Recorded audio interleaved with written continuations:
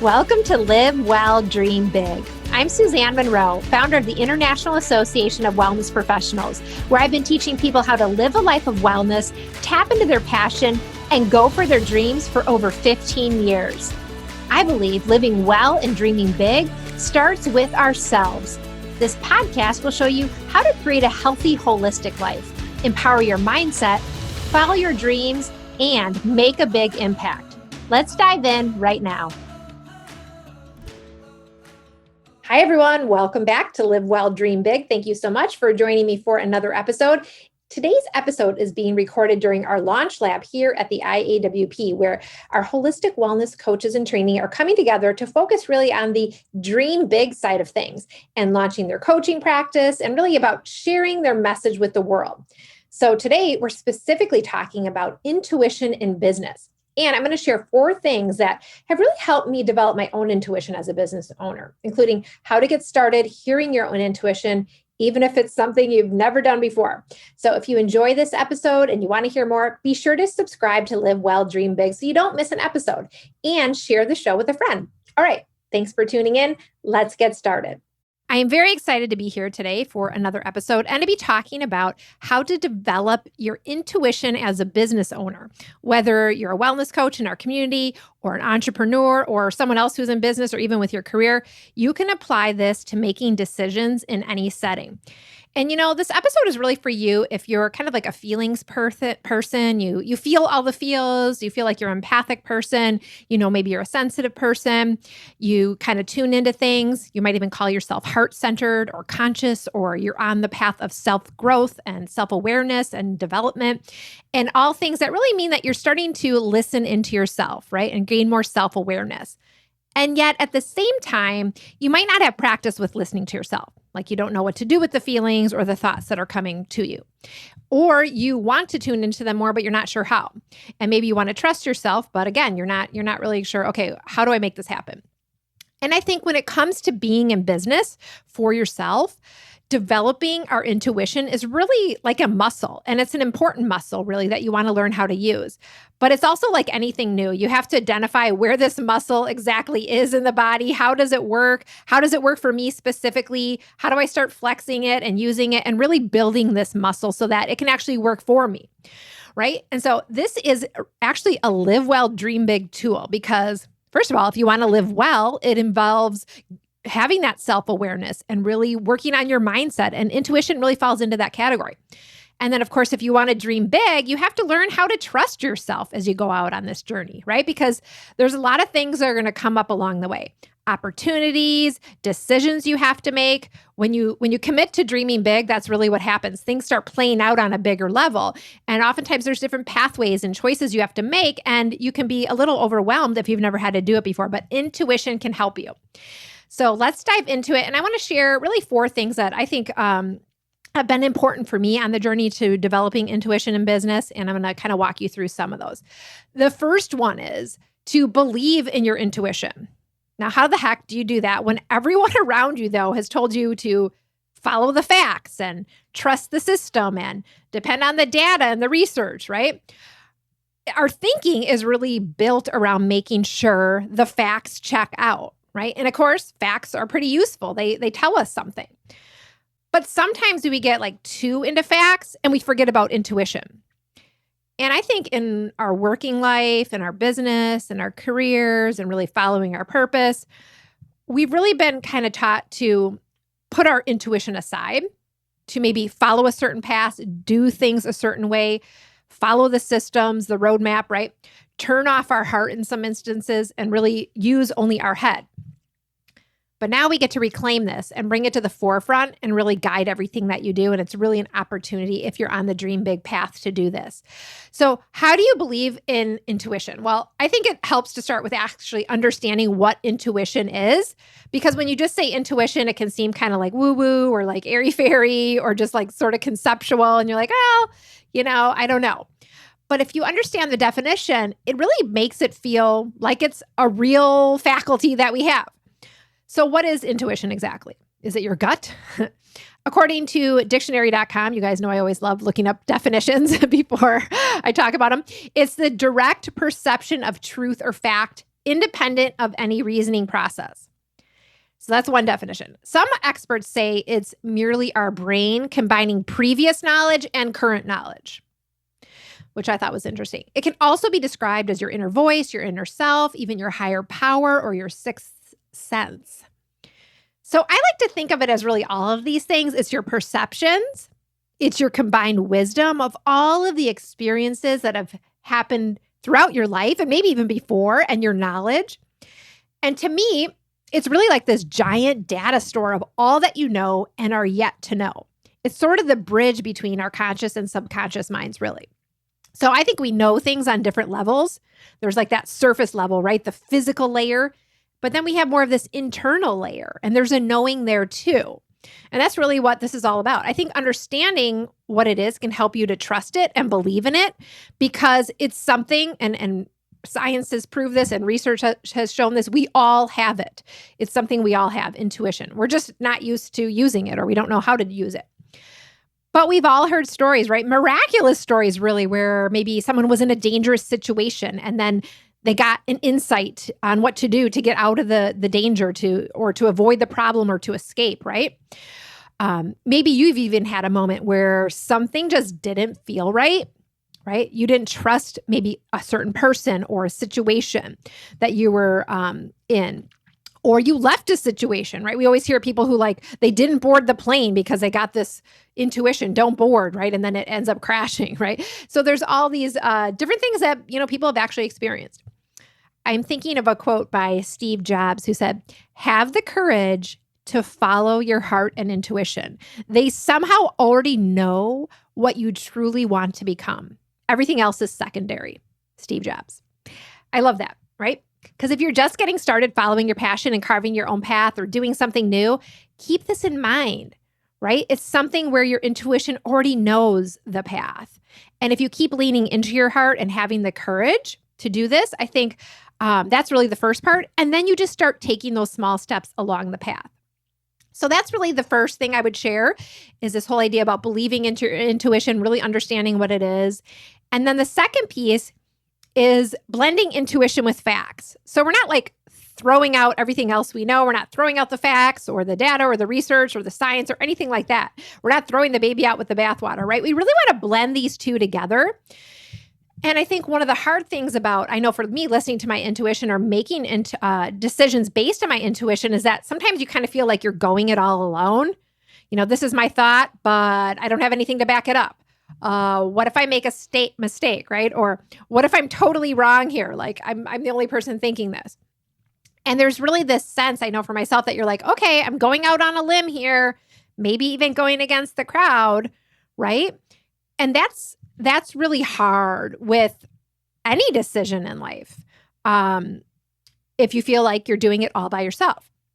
So, especially if you're new in business as well. I think it's easy to doubt yourself, because if you're new at this, you don't have the experience behind you yet, right? So how can you really truly know? So even if you have some intuitive hit or idea about what you want to do, you have that also level of self-doubt, right?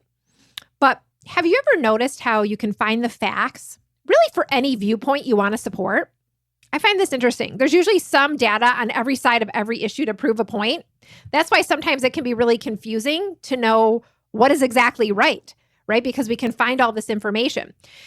And so facts are super important, don't get me wrong. But when the facts are confusing or contradicting, or you have a sense that there's more to it than just the data that you're seeing or looking at, that's where you got to bring your intuition in. Because I think your intuition is there to guide you to really land in the right place, based on all of your experiences, all of your knowledge, on everything that's ever happened to you, based on everything you've ever taken in. That's why your intuition is there, to be that guide for you. And so we have to allow it. And I think it's really about a balance between the two. You want to blend these two powerhouses, right? Science and data with intuition and our inner knowing. And I think when you do, you can really arrive at the right answer for yourself in any given situation, because they complement each other.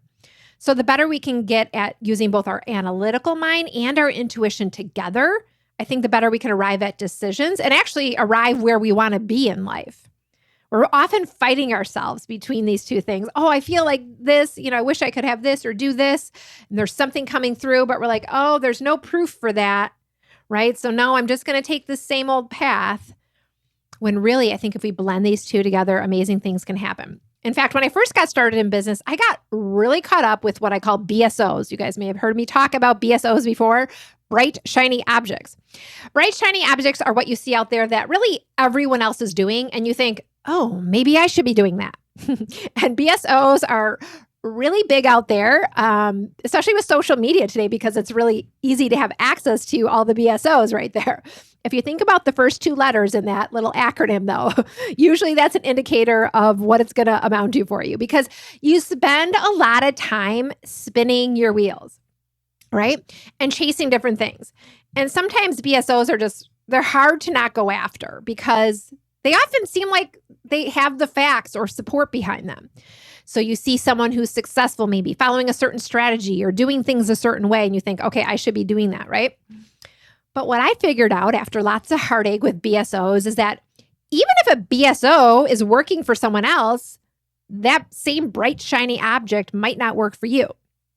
And even if the BSO does work for you, and this is key, you might not actually be happy when you get there because you didn't listen to your own heart on what was right for you and how you wanted to show up and what you wanted to do and what path you wanted to take. See, because you can create all the success in the world by the world's standards, but it doesn't necessarily equal your happiness and joy, right? You may say, oh, I got to follow all these BSOs out there. And I end up with, let's say, a coaching practice doing some sort of strategy that, wow, it's not really what I would have chosen to do. I don't really like this.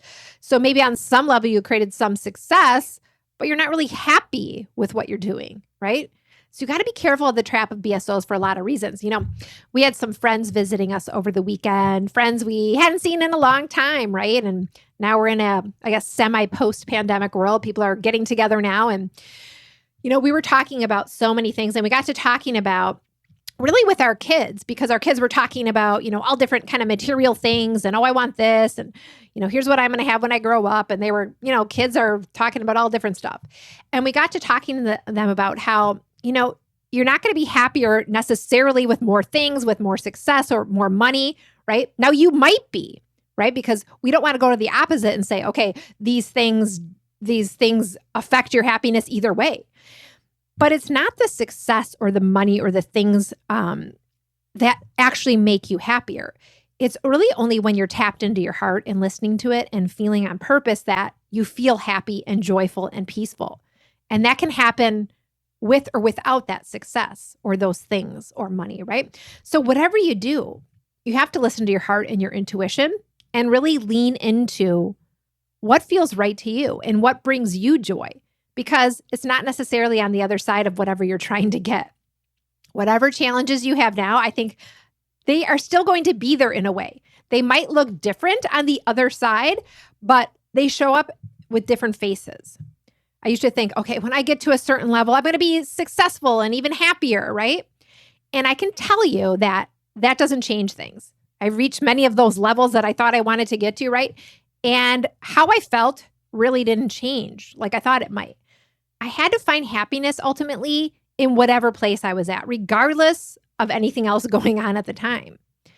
And so that's been really huge for me on my journey. And I think, again, this kind of whole learning was about blending intuition with facts, bringing these two worlds together and really leaning into what your heart is saying is going to be best for you and not getting caught up with all these bright, shiny objects.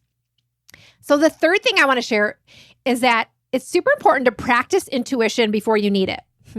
So this is important because one of the big things about using intuition is being able to use it when you really need it.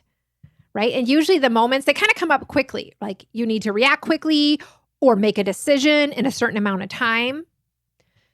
But maybe the data isn't available at that moment. So somebody might ask you, well, what does your gut say to do? Right? And you're like, oh my gosh, I have to come up with an answer. And likely you will answer. I don't know if you're in a crisis or you need to decide soon. But those are the kind of things that if you're in those situations, oftentimes your intuition will come to the surface. But It's better if you can practice getting in touch with your intuition before those moments, because if you're not in practice with it, it's going to be a lot harder to hear it and to know what to do in those types of moments. So you have to practice getting in touch with your intuition when you need it. So when you need it, it's really easy to tap into. So how do you do that? How do you get in touch with your intuition? You know what? There are so many different practices and methods and philosophies and things, and you can do a Google search right now and find a lot of different things you can try. And I recommend you do to find and land on something that really works for you. I'll share with you what I do, but it may or may not work for you, right? So take from it, try things out, but find what works for you. So first, one thing I do is I consciously create space to connect with myself every day and to allow my intuition to come through. So if you don't do that, I know for myself, if I don't do it, I find that I'm really fuzzy and frazzled. Okay, I'm fuzzy because I'm just not clear, and I'm frazzled, which means I can kind of go into overwhelm easily, right? Because I haven't allowed the intuitive voice to really have a voice.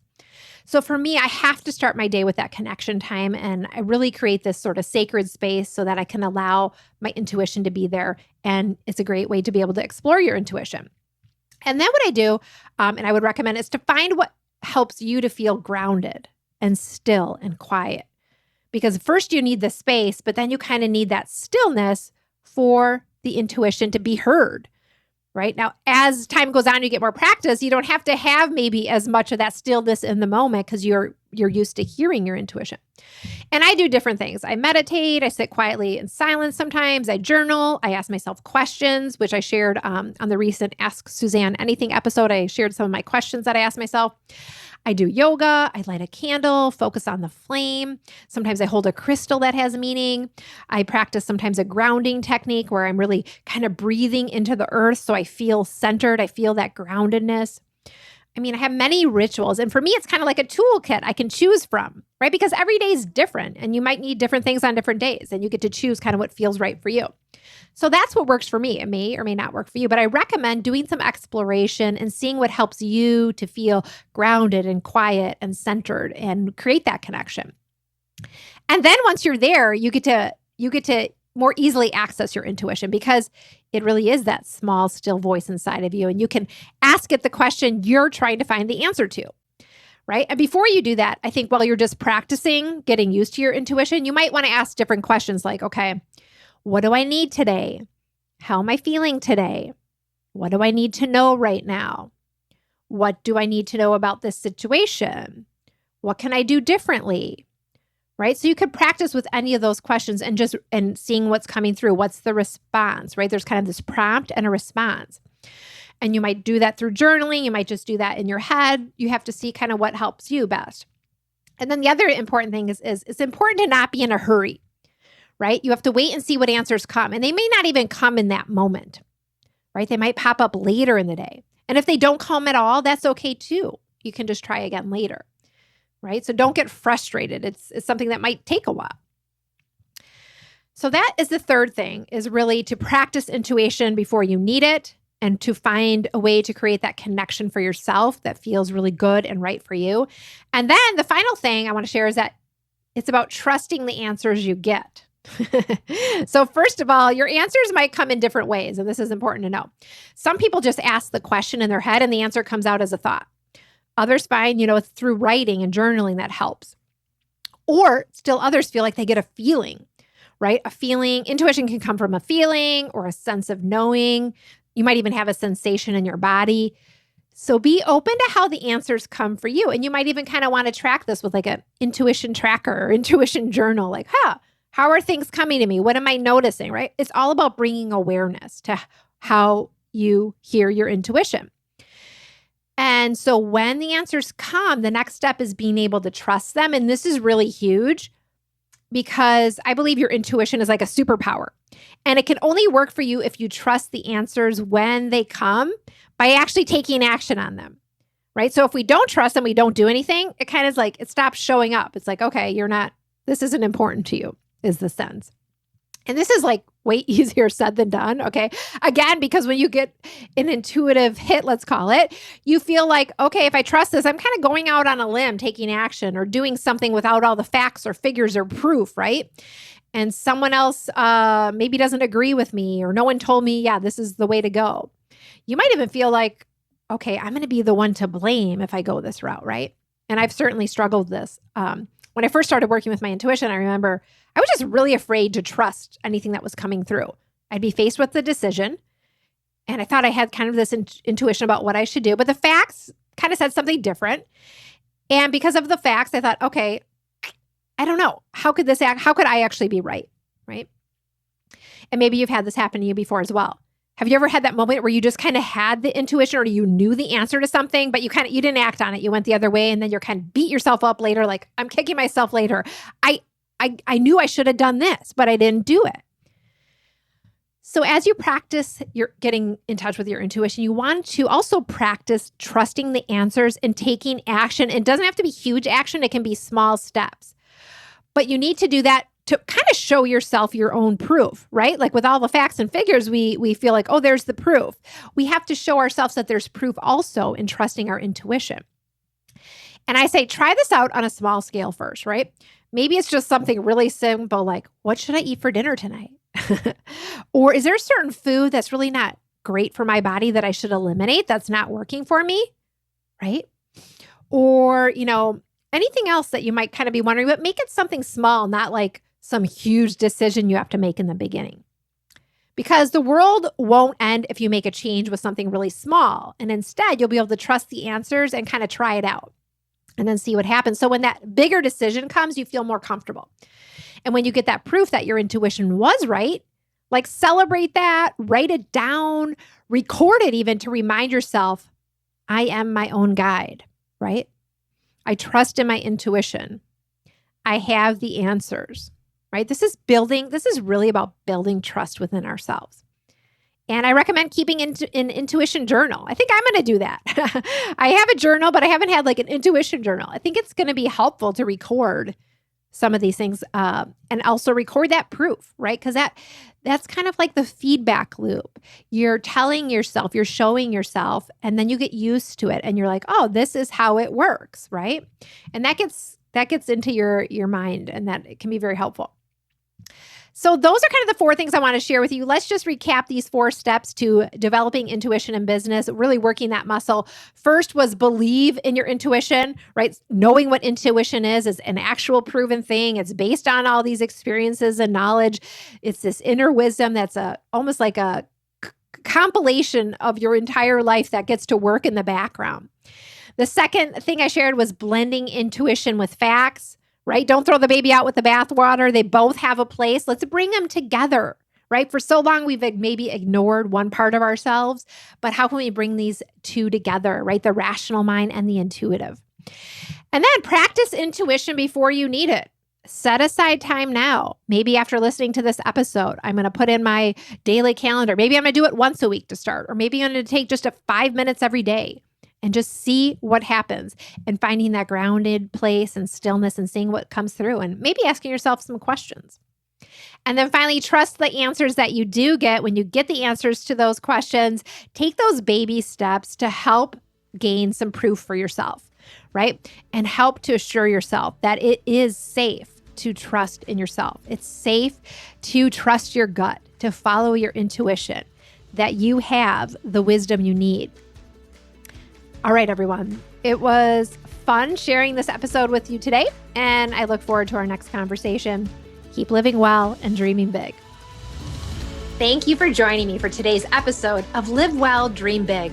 I hope you enjoyed today's conversation, and I want to invite you to take your next step toward living well and dreaming big by downloading the Live Well, Dream Big lifestyle book. It's the ultimate guide to becoming your best self and living life on your own terms. You can grab your complimentary copy by going to the link in the show notes or heading directly to iawpwellnesscoach.com/guide. That's iawpwellnesscoach.com/guide.